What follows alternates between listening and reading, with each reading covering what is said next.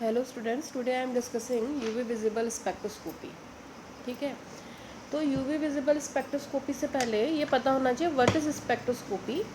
तो स्पेक्ट्रोस्कोपी क्या है आपका, देखो जो मटेरियल है, जो मैटर है, उसका किसके साथ इंटरेक्शन विथ लाइट के साथ जो इंटरेक्शन होता है, या जो इलेक्ट्रोमैग्नेटिक रेडिएशन होती है उसके साथ जो इंटरेक्शन होता है, that is known as spectroscopy. ठीक है, और स्पेक्ट्रोस्कोपी बहुत इंपॉर्टेंट ब्रांच है किसकी, जो केमिस्ट्री में भी हम बात कर रहे हैं तो स्पेक्ट्रोस्कोपी एक बहुत ही नेसेसरी टूल है for the structure determination of organic compound.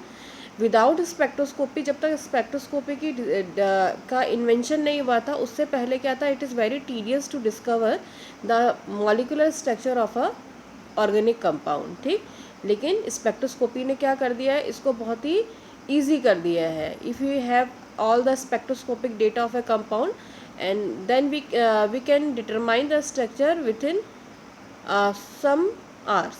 ठीक, इससे पहले क्या होता था, without spectroscopy if you want to determine the structure of any compound we have to do some experiment. First we have to make sodium extract, then elemental detection, फिर functional group निकालना, और उसमें फिर कई बार बहुत ही मतलब जो प्रोसेस होती थी उसमें कंपाउंड का एग्जैक्ट स्ट्रक्चर निकालने में कई बार ऐसा भी हुआ है कि ईयर्स लग गए हैं, तब जाके उसका एग्जैक्ट स्ट्रक्चर पता चला है। तो आप समझ सकते हैं कि स्पेक्ट्रोस्कोपी कितना इम्पोर्टेंट टूल है किसके लिए, ऑर्गेनिक कंपाउंड के स्ट्रक्चर डिटर्मिनेशन के लिए। ठीक है, तो ये भी मालूम होना चाहिए आपको, स्पेक्ट्रोस्कोपी का जो इन्वेंशन किया है, जो फर्स्ट स्पेक्ट्रोस्कोपी है वो इन्वेंट की गई थी 1859 में। और किसने की थी, दो साइंटिस्ट हैं जिनके द्वारा ये स्पेक्ट्रोस्कोपी इन्वेंट की गई थी। फर्स्ट जिसमें एक है जर्मन केमिस्ट जिनका नाम है रॉबर्ट बुन्सन, एंड सेकंड जो है वो है जर्मन फिजिसिस्ट, और कौन है आपके, वो भी रॉबर्ट किरचॉफ। ठीक, तो इनके द्वारा फर्स्ट टाइम स्पेक्ट्रोस्कोपी का इन्वेंशन हुआ है, और उसके बाद जो ये फील्ड है वो क्या हुआ है आपका, ब्रूम अप हुआ है। ठीक है, तो जो आज हम फिलहाल डिस्कस करेंगे वो पढ़ेंगे यूवी विजिबल स्पेक्ट्रोस्कोपी। क्या है आपका यूवी विजिबल स्पेक्ट्रोस्कोपी, क्या है आपका, जब हम क्या करते हैं, देखो किसी सब्सटेंस से कंटिन्यूस रेडिएशन पास करते हैं, ठीक, तो वो क्या करता है, उसमें से कुछ लाइट को एब्जॉर्व कर देता है। ठीक, और जो बाकी रिमेनिंग है उसको जब हम किससे पास करते हैं, आपका प्रिज्म से पास करते हैं, तो क्या करता है, गैप के साथ एक स्पेक्ट्रम मिलता है, that is known as absorption spectrum. तो जो यूवी विजिबल स्पेक्ट्रोस्कोपी है वो क्या है आपका, एक एब्जॉर्प्शन स्पेक्ट्रम है। ठीक है, एब्जॉर्प्शन स्पेक्ट्रा है, तो होता कुछ नहीं है, ये हमने एक वो लिया, सबस्ट्रेट लिया या मैटर लिया, सॉल्यूशन लिया, ठीक, उसमें हमने लाइट को पास किया, और जो उसने कुछ लाइट एब्जॉर्व की होगी और रिमेनिंग जो ट्रांसमिटेड लाइट है उसको हमने प्रिज्म से पास किया। वो क्या हुआ आपका, जो प्रिज्म है उसने क्या करा, उसको अलग अलग लाइट को अलग अलग वो किया, अलग अलग एंगल में डाला, और उसमें क्या बना आपका, एक स्पेक्ट्रम मिल गया, उसको बोलते हैं आपका एब्जॉर्प्शन स्पेक्ट्रम कहता है। ठीक है, यूवी विजिबल और जो स्पेक्ट्रोस्कोपी है उसमें हमें पता होना चाहिए जो इलेक्ट्रोमैग्नेटिक रेडिएशन। अच्छा, इलेक्ट्रोमैग्नेटिक रेडिएशन होती क्या है, इलेक्ट्रोमैग्नेटिक रेडिएशन क्या है आपका, एक तरीके की एनर्जी है, ठीक, जिसमें क्या होता है, जो कि हाई वेलोसिटी से जाती है। इसके कई एग्जाम्पल हैं, जैसे कि यूवी लाइट है, विजिबल लाइट है, इंफ्रारेड है, माइक्रोवेव है। ठीक, ये किसके एग्जाम्पल है आपका, इलेक्ट्रोमैग्नेटिक रेडिएशन। और हम जानते हैं कि जो ये होती है आपकी जो एनर्जी होती है किसके फॉर्म में रहती है, वेव फॉर्म में भी रहती है। ठीक है, तो वेव फॉर्म में रहेगी तो क्या रहेगा उसमें, ये जो एनर्जी होती है वो किससे एसोसिएट रहती है, आपका electric field and magnetic field दोनों से एसोसिएट होती है। That's why this is known as electromagnetic radiation. समझ में आ रहा। तो जो यूवी विजिबल है, जो उसमें हमें रेंज मालूम होनी चाहिए कि कितनी एनर्जी वाले को हम यूवी लाइट बोलेंगे और कितने को हम बोलते हैं विजिबल। तो इन द टर्म्स ऑफ हम किसके बात करते हैं, वेवलेंथ की बात करते हैं, because we know E is equal to क्या होता है आपका HC अपॉन लैम्डा। तो जितना क्या होगा, लैम्डा कम होगा उतनी ज़्यादा एनर्जी होगी, और जितना हाई लैम्डा होगा उतनी कम एनर्जी होगी। Both are inversely related to each other. ठीक, तो जो यूवी होता है, जो उसकी रेंज होती है वो होती है आपकी 190 नैनोमीटर टू 400 नैनोमीटर, और जो आपका विजिबल होता है वो कितना होता है आपका 400 टू 760 नैनोमीटर। यूवी स्पेक्ट्रोस्कोपी और विजिबल स्पेक्ट्रोस्कोपी में सिर्फ इतना डिफरेंस है, बाकी सब सेम है, एब्जॉर्प्शन सेम है, क्या होता है दोनों में सेम है, मतलब ऐसा कोई डिफरेंस नहीं है कि यूवी में कुछ अलग हो रहा है और विजिबल में कुछ अलग हो रहा है। दोनों का जो प्रिंसिपल है दोनों का सेम है, सिर्फ डिफरेंस है कि इतने से इतने वेवलेंथ की हम बात करेंगे तो हम बात करेंगे यूवी की, और यदि 400 to 760 नैनोमीटर की बात करेंगे तो हम बात करेंगे विजिबल की, ठीक है। और जो यूवी लाइट होती है वो भी क्या होता है, देखो कितने, हम इसको दो पोर्शन में डिवाइड करते हैं। एक करते हैं जब 200 to 380 नैनोमीटर, ठीक, इसको बोलते हैं नियर या क्वार्ट्ज यूवी कहते हैं। क्या कहते हैं आपका, नियर या क्वार्ट्ज यूवी, ठीक है। और जो ये वाली यूवी है 200 to 300 नैनोमीटर, मतलब नियर या क्वार्ट्ज जो यूवी होती है वो क्या होती है आपकी, एक्साइटेशन ऑफ इलेक्ट्रॉन्स, ठीक, किनके, फ्रॉम पी ऑर्बिटल और डी ऑर्बिटल, ठीक है, उनसे क्या होती है आपकी रिलेटेड होती है, या पाई कंजुगेटेड सिस्टम है उनमें पाई जाती है। किसमें, 200 to 380 नैनोमीटर, किसमें, जिसमें क्या होता है आपका जो पी ऑर्बिटल है उनके इलेक्ट्रॉन्स, डी ऑर्बिटल के इलेक्ट्रॉन्स, या डबल बॉन्ड के इलेक्ट्रॉन, या कंजुगेटेड सिस्टम है उनके जो इलेक्ट्रॉन्स है वो क्या करते हैं, इन्वॉल्व होते हैं, ठीक है। तो उनमें जो यूवी होगी वो कौन सी यूवी होती है, नियर या क्वार्ट्ज यूवी होती है। और जो ये नियर और जो क्वार्ट्ज यूवी है वो क्या करती है आपकी, काफ़ी इंफॉर्मेशन अबाउट द कंपाउंड हमें बताती है कि किस किस तरीके का कंपाउंड का क्या होगा, आपका स्ट्रक्चर होगा, ठीक। सेकेंड है आपका, इससे जो कम लो होती है यूनिट, मीन्स 200 से कम, कहाँ से कहाँ तक, 10 to 200 nanometre, this is known as far UV.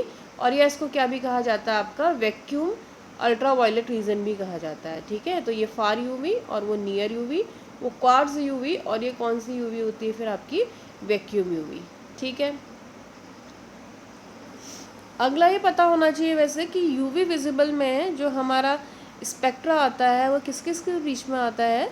इसमें जो एक्स एक्सिस में होता है वो होती है वेवलेंथ लैम्डा, और जो वाई एक्सिस होता है उसमें क्या होता है आपका एब्जॉर्प्शन, क्या आता है आपका एब्जॉर्प्शन। तो एक्स एक्सिस में लैम्डा और वाई एक्सिस में क्या होता है आपका एब्जॉर्प्शन।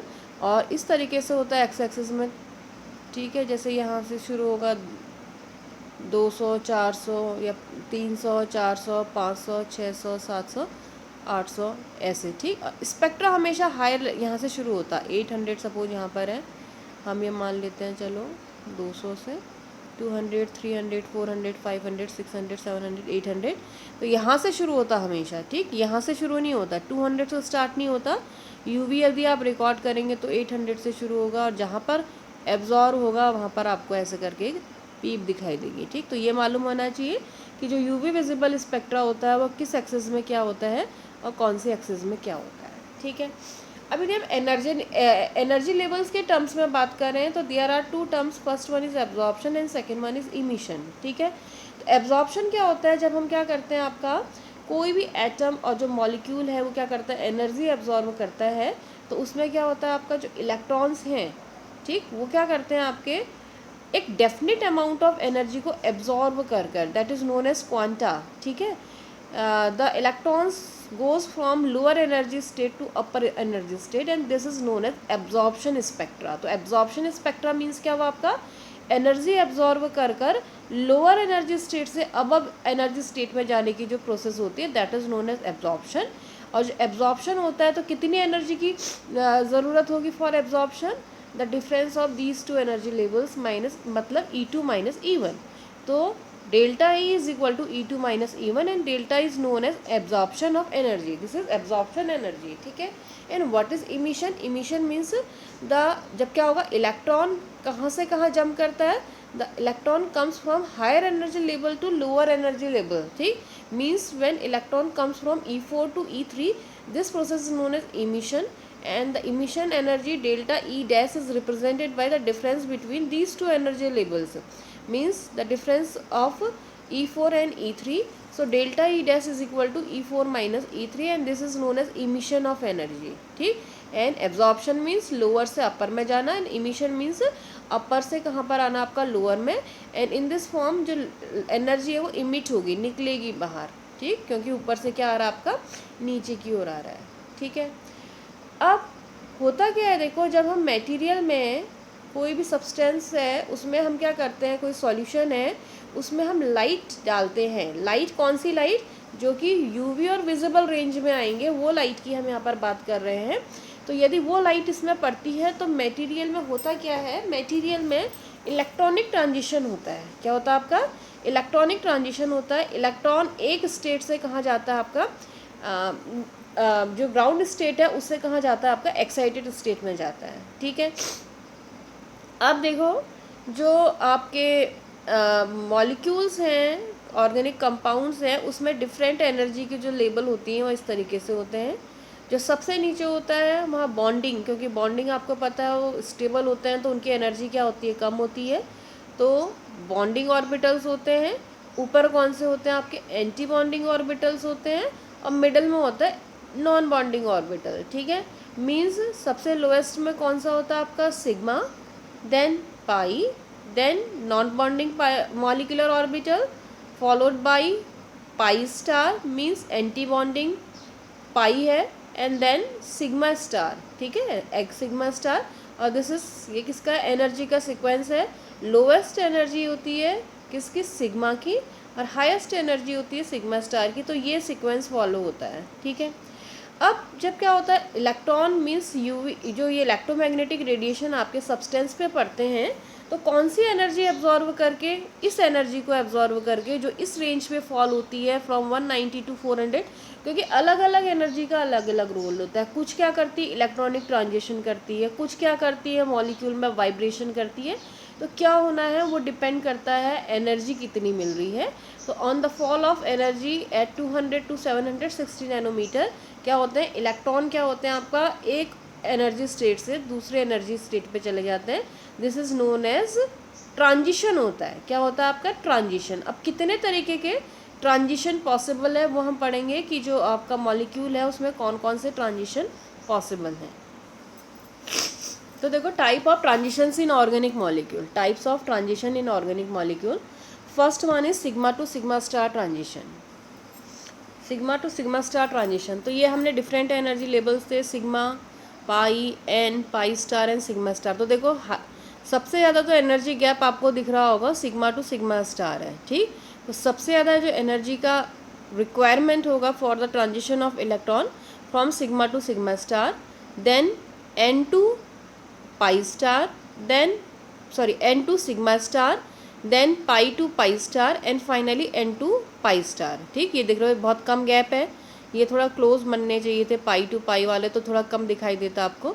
तो ये क्या होता है आपका, सबसे ज़्यादा जो एनर्जी की रिक्वायरमेंट होती है वो होती है sigma to sigma star, then n to pi star, then pi to pi star, and जो सबसे लोएस्ट एनर्जी की रिक्वायरमेंट होती है for n to pi star. ठीक है, अब सबसे पहले हम क्या पढ़ेंगे फिर आपका कौन सा transition, sigma to sigma star transition. Means जब इलेक्ट्रॉन यहाँ से यहाँ मूव करता है, तो देखो क्या है, पहला पॉइंट, जो यहाँ से यहाँ मूव करेगा तो एनर्जी गैप हाईएस्ट है, सबसे ज़्यादा एनर्जी गैप दिखाई दे रहा है। ठीक, हाई एनर्जी का मतलब तो ज़्यादा एनर्जी होगी तब इस तरीके का ट्रांजिशन होगा, और इस तरीके के ट्रांजिशन में क्या होगा आपका, हाई एनर्जी मतलब लो लैम्डा वैल्यू। ठीक है, तो फर्स्ट पॉइंट, ये ट्रांजिशन कैसे कंपाउंड शो करते हैं, ये करते हैं सैचुरेटेड हाइड्रोकार्बन, क्योंकि जो सैचुरेटेड हाइड्रोकार्बन है, सपोज हम मीथेन की बात करें तो उनमें कौन सा बॉन्ड प्रेजेंट है आपका, सिग्मा। कौन सा है, सिर्फ सिग्मा है, तो इसका एक एंटी बॉन्डिंग भी होगा, तो कौन सा भी होगा आपका, सिग्मा स्टार भी होगा। ठीक है, तो जो ये होगा इसमें क्या होगा आपका, सिग्मा होगा, और कौन सा होगा आपका, सिग्मा स्टार होगा। समझ में आ रहा, तो कौन सा ट्रांजिशन पॉसिबल होगा, sigma to sigma star transition. ठीक है, और जो इस तरीके के कंपाउंड्स होते हैं, क्या होता है उनमें, कौन से रीजन में आते हैं आपके, फार यूवी रीजन में आते हैं। ठीक, और कितना होता है फार यूवी के, कौन से उसमें आता है, कहाँ पर पड़ता है, 125 टू 135 नैनोमीटर पर आता है। ठीक है, अब जो फार यूवी होता है वो कहाँ पर, इसका दूसरा नाम क्या भी था, वैक्यूम। क्या कहते हैं आपका, वैक्यूम अल्ट्रावायलेट भी कहते हैं फार यूवी को। ठीक है, तो क्या होता है इस कंडीशन में जो ट्रांजिशन होता है, जो भी स्टडी हमें करनी होती है किस में करनी पड़ती है, वैक्यूम में करनी पड़ती है। ठीक है, क्यों करनी पड़ती है वैक्यूम में, क्योंकि क्या होता है बिलो 200 नैनोमीटर। ठीक, जो क्या होता है आपका, जो 200 यदि कम की बात हम उसमें करते हैं, तो जो उसमें ऑक्सीजन प्रेजेंट होती है, वो क्या हो जाती है, तो जो 200 नैनोमीटर से नम क्या होता है, फिर उसमें जो ऑक्सीजन होती है ना, वो ही क्या करने लगती है, एब्जॉर्ब करने लग जाती है। किसमें, जो एयर, यदि वैक्यूम नहीं होगा तो एयर होगा। एयर में जो ऑक्सीजन के मॉलिक्यूल्स होते हैं वो 200 नैनोमीटर से पहले वो क्या करते हैं आपके, वो जो एयर होती है वो बिगन्स टू एब्जॉर्ब, ठीक है, तो वो एब्जॉर्ब होने लग जाती है। इसकी वजह से क्या होता है, जो ये कौन सा यूवी है आपका, वैक्यूम यूवी रीजन होता है, वो कैसे किया जाता है आपका, वैक्यूम में किया जाता है। जो बहुत 200 से कम नैनोमीटर में यदि हमें यूवी रेडिएशन डालना है, लाइट डालनी है, इलेक्ट्रोमैग्नेटिक रेडिएशन डालना है, तो कैसे डालना पड़ता है, वो आपका अंडर वैक्यूम डालना पड़ता है, ठीक है। अब यदि स्टडी की जाती है कि जो मीथेन है उसका जो यूवी विजिबल स्पेक्ट्रा आता है वो आपका 125 नैनोमीटर पर आता है, ठीक है। लेकिन किसका, जो इथेन है उसका जो यूवी विजिबल स्पेक्ट्रा आता है वो आता है आपका कौन से ट्रांजिशन की वजह से आता है, आपका 135 नैनोमीटर की वजह से आता है, ठीक है। क्यों आता है, क्योंकि जो मीथेन है उसमें सिर्फ कौन सा सिग्मा बॉन्ड है, सिर्फ CH सिग्मा बॉन्ड है। मीथेन में दिख रहा है ना CH सिग्मा बॉन्ड है, but in the case of ethane में कौन सा सिग्मा बॉन्ड भी होता है आपका, CC सिग्मा बॉन्ड। कौन सा भी होता है आपका, CC सिग्मा बॉन्ड, ठीक है।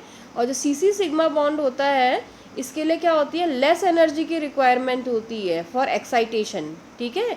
किसके लिए, CC सिग्मा बॉन्ड के लिए, ठीक।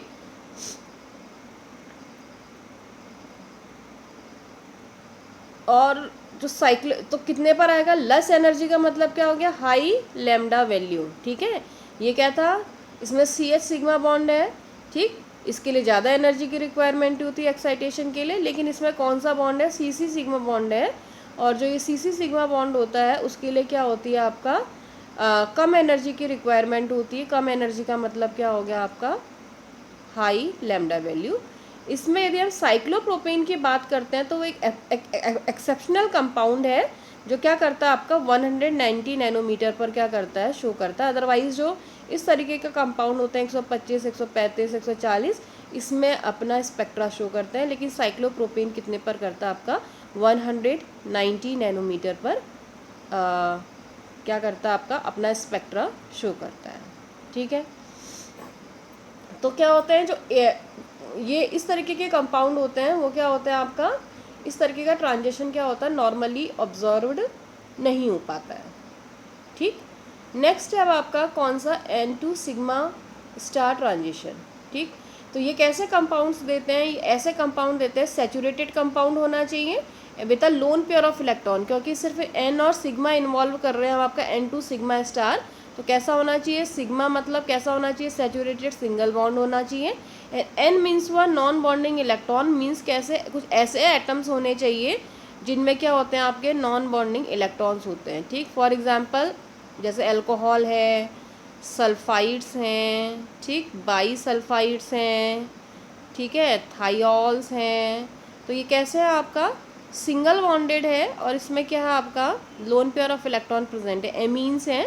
तो जो N2 सिग्मा स्टार ट्रांजिशन होता है वो कैसे कंपाउंड देते हैं, saturated compound with a loan pair of electron, वो शो करते हैं N2 सिग्मा स्टार ट्रांजिशन, ठीक है। इसके अलावा इसमें कौन सा ट्रांजिशन और मिलेगा, क्योंकि sigma bonds are present, so along with N2 sigma star transition there is additional transition which is sigma to sigma star transition, ठीक है। तो वो तो दिखाई देगा ही देगा, जो अभी हम पढ़ रहे थे कौन सा sigma to sigma star transition, but क्योंकि इलेक्ट्रॉन प्रेजेंट है तो कौन सा loan pair of electron present है, तो इस तरीके के कंपाउंड क्या करते हैं आपके N2 सिग्मा स्टार ट्रांजिशन भी क्या करते हैं आपका शो करते हैं, ठीक है। तो कौन सी पीक आएगी, यदि माना एक कंपाउंड का स्पेक्ट्रा ले रहे हैं तो पहचान सकते हो, जो sigma to sigma star transition है वो कहाँ पर आना चाहिए आपका, लो लैम्डा पर आएगा। और जो N2 पाई स्टार है, N2 सिग्मा स्टार है, वो थोड़ा सा हाई लैम्डा पर आएगा, ठीक है। जो ये कंपाउंड शो करते हैं वो कौन सी रीजन पर करते हैं, नियर यूवी रीजन पर करते हैं, जो कि 180 to 200 नैनोमीटर पर आता है, उस पर ये शो करते हैं, ठीक है। अब एग्जाम्पल तो मैं बताई दी है, अल्कोहल है, सल्फाइड है, डाई सल्फाइड है, थायोल्स हैं, एमीन्स हैं, हेलाइड्स हैं। This type of compound shows N2 sigma star transition, ठीक है। अब देखो for example this is a example of amine, this is try methyl amine. तो ये दो पीक शो करता है एट 227 नैनोमीटर एंड 99 नैनोमीटर। तो जो 227 नैनोमीटर पर होगा वो this is due to N2 sigma star transition, and at 99 nanometre this is, पहले हम बात कर चुके हैं कि दो पीक आएंगी, तो एक sigma to sigma star and second one is N2 sigma star. ठीक, जब क्या करते हैं इस कंपाउंड का स्पेक्ट्रा एक्वस सॉल्यूशन पे रिकॉर्ड किया जाता है, तो जो ये पीक है वो डिसअपियर हो जाती है। Which one? N2 sigma star जो पीक है ये क्या हो जाती है? डिसअपियर हो जाती है। क्यों? क्योंकि जो ट्राईएथिल एमीन है वो क्या करता है एक्वस सॉल्यूशन में, किसके साथ? H पॉजिटिव के साथ, जो वाटर का H पॉजिटिव है उसके साथ क्या करता है? कोऑर्डिनेट बॉन्ड बनाता है, and the lone pair of electron here present involved in coordinate bond formation. Now there is no lone pair of electron on nitrogen atom. ठीक है, तो क्या कर रहा है ये अपना लोन पेयर इसको डोनेट कर देता है H पॉजिटिव को, and there is a bonding between nitrogen and hydrogen. Now nitrogen atom के पास लोन पेयर ऑफ इलेक्ट्रॉन नहीं है, तो लोन पेयर ऑफ इलेक्ट्रॉन नहीं है तो इट मीन्स कौन सा ट्रांजिशन नहीं हो पाएगा आपका? N2 सिग्मा स्टार ट्रांजिशन नहीं होगा, क्योंकि N में इलेक्ट्रॉन है ही नहीं। सो जो ये पीक है 227 पर वो क्या हो जाती है? डिसअपियर हो जाती है। नेक्स्ट पॉइंट, जो एल्किल हैलाइड्स हैं वो भी क्या करते हैं? N2 sigma star transition show करते हैं, और जो मेन पॉइंट है वो ये है कि जो N2 सिग्मा स्टार ट्रांजिशन है उसकी एनर्जी डिक्रीज़ होती है जैसे जैसे साइज़ इंक्रीज़ होता है। ठीक है, एनर्जी डिक्रीज़ होने का मतलब हुआ लैम्डा इंक्रीज़ होना। ठीक है, हमने क्या लिखा है आपका? एनर्जी मैंने लिखा है डिक्रीज़, तो इंक्रीज साइज ऑफ हेलोजन, जितना बड़ा सा हेलोजन होता जाएगा उतनी कम क्या होगी आपकी एनर्जी। तो यहाँ को एनर्जी कम, एनर्जी डिक्रीज, मतलब लैम्डा क्या होगा फिर आपका? इंक्रीज होगा। ठीक है, यहाँ क्यों लैम्डा क्या होगा आपका? Increase. For example the spectra of CH3Cl, it gives a peak at 173 nanometre, and methyl iodide CH3I methyl iodide, it gives a peak at 259 nanometer, and here we can see that there is only a difference of halogen, here chlorine and here the halo atom is iodine. Okay, and we know that iodine is bigger than chlorine. ठीक, अब ऐसा क्यों होता है? देखो अब जैसे chlorine है it is smaller in size, तो साइज में छोटा है, it means the lone pair of electrons are present here and nucleus of chlorine is here. ठीक, but in the case of iodine because this is bigger in size, so nucleus of iodine is here and electrons are here. ठीक, तो nucleus में कैसा charge है? Plus, और जो ये lone pair हैं कितने होता है आयोडीन पे? 3, तो उनमें कैसा चार्ज है? नेगेटिव। ठीक, तो कौन सा वाला टाइटली बाउंडेड रहेगा? Because the distance between nucleus and electrons are lesser in the case of chlorine due to the smaller size of chlorine. तो जो इलेक्ट्रॉन पेयर है और जो न्यूक्लियस है देयर इज मोर क्या होगा? Attraction between this nucleus and this loan pair of electron, तो ये टाइटली बॉन्डेड रहेंगे। But in the case of iodine the distance of nucleus और जो ये है आपका इलेक्ट्रॉन इट्स वेरी फार, सो जो अट्रैक्शन होगा वो क्या होगा? लेस। अट्रैक्शन लेस का मतलब क्या होगा? These electrons are loosely bounded and these electrons are tightly bounded. तो जो लूज बाउंड है वो क्या होगा? कम एनर्जी में ही उसमें क्या हो जाएगा आपका? N2 sigma star transition. समझ में आ रहा? क्यों? क्योंकि ये क्या है आपके? लूज है, लूज है तो थोड़ा सा भी एनर्जी देंगे तो यहाँ से यहाँ मूव कर सकते हैं। बट क्लोरीन के केस में क्या है आपका? ये टाइटली बॉन्डेड है, तो इसको मूवमेंट ट्रांजिशन के लिए हायर एनर्जी की रिक्वायरमेंट होगी। हायर एनर्जी मतलब लो लैम्डा वैल्यू। ठीक है, तो इसके लिए क्या होता है? एल्किल हैलाइड में जैसे जैसे साइज इंक्रीज होगा वैसे वैसे क्या होता है आपका? जो ये लैम्डा वैल्यू होती है वो क्या होती है आपकी? वो भी इंक्रीज होती है या एनर्जी डिक्रीज होती है। ठीक, N2 सिग्मा स्टार जो ट्रांजिशंस होते हैं वो क्या होते हैं आपके? सेंसिटिव होते हैं किससे? हाइड्रोजन बॉन्डिंग से। ठीक है, अब हमने पहले बताया था कि कैसा आता है जब किसी का भी एब्जॉर्प्शन में स्पेक्ट्रा लेते हैं तो स्पेक्ट्रा ऐसा आता है। इन द एक्स एक्सिस हम लेते हैं लैम्डा, और जो वाई एक्सिस है वो क्या लेते हैं आपका? एब्जॉर्प्शन लेते हैं। ठीक है,